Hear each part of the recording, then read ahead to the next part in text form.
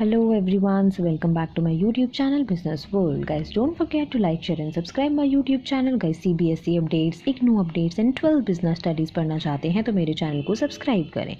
So guys, last video में हम लोगों ने बात करी थी the difference between the procedure and method, and in this video we are going to discuss about the difference between the policies and rules. Right.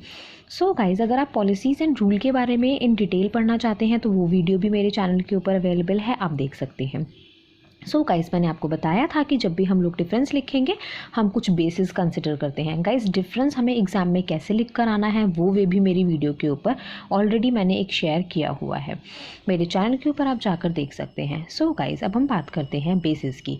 Guys, अगर मैं बात करती हूँ बेसिस, तो सबसे पहला बेसिस हमारे पास मीनिंग आता है. मीनिंग को हम चेंज नहीं कर सकते हैं, ये फर्स्ट प्लेस ही एक्वायर करेगा.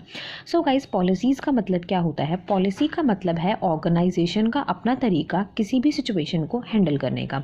अगर हम रूल्स की बात करते हैं गाइज़, तो हम इसको सिंपल टर्म्स में डिफाइन कर सकते हैं कि ये कोड ऑफ कंडक्ट है जो एम्प्लॉयज़ को बताते हैं कि क्या एक्शंस करने हैं, क्या नहीं करने हैं. अगर मैं पॉलिसी के नेचर की बात करती हूँ तो गाइज़, जो पॉलिसीज़ होती हैं ये फिर भी फ्लेक्सिबल होती हैं as compare to that of the rules. लेकिन जो रूल्स का नेचर होता है ये स्ट्रिंजेंट होते हैं, मतलब they are strict in the nature. एक बार बना दिए तो किसी भी तरह से आप उनको वॉयलेट नहीं कर सकते हैं. गाइज़, पॉलिसी बनाने का ऑब्जेक्टिव क्या है? ताकि ऑर्गेनाइजेशन जो है कभी भी कोई भी सिचुएशन अगर फेस करती है, किसी भी तरह के अनवांटेड सर्कमस्टांसेस आते हैं तो इजीली जो ऑर्गेनाइजेशन है उनको हैंडल कर पाए.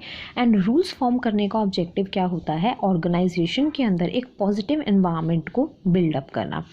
नेक्स्ट हमारे पास आता है गाइज डिस्क्रिप्शन. पॉलिसी डिस्क्राइब क्या करता है? मतलब policy describes that how the work is to be done. जबकि अगर हम रूल्स की बात करते हैं गाइज, तो रूल्स डिस्क्राइब करते हैं कि what actions are acceptable on the part of the employees.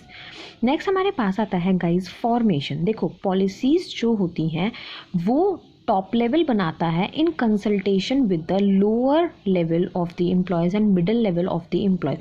लेकिन गाइज, जो रूल्स बनाए जाते हैं ये टॉप लेवल बनाता है बिना किसी कंसल्टेशन के with the lower level of the employees. Reason being, top level को पता है कि ऑर्गेनाइजेशन में पॉजिटिव क्लाइमेट मेंटेन करने के लिए, पॉजिटिव एनवायरनमेंट मेंटेन करने के लिए कौन से रूल्स हमें ज़रूरी हैं. नेक्स्ट हमारे पास आता है गाइज गाइड. तो पॉलिसी जो है it act as a guide for the decision making. ठीक है. लेकिन जो रूल्स होते हैं it act as a guide for the actions of the employees. Fine. क्योंकि रूल्स बता रहा है क्या एक्शन करने हैं क्या नहीं, मतलब कि जो एम्प्लॉयज़ के एक्शन है उनके लिए एक गाइड की तरह वर्क करता है. पॉलिसीज़ के अंदर अगर हम बात करते हैं तो हमारे पास आता है एग्जाम्पल. जैसे कि अगर मैं बात करूँ promotion policy of an organization, sales policy of an organization, या स्कूल की पॉलिसी कि हम तो 60% से अबव वाले बच्चे को ही एडमिशन देंगे. अगर हम रूल्स की बात करते हैं गाइज, तो रूल्स में हम एग्जाम्पल क्या लेकर चल सकते हैं? No smoking rule in the organization. Hopefully guys ये डिफरेंस आपको क्लियर होगा. स्टिल अगर कोई डाउट है तो आप कमेंट बॉक्स में मुझे मेंशन कर देना.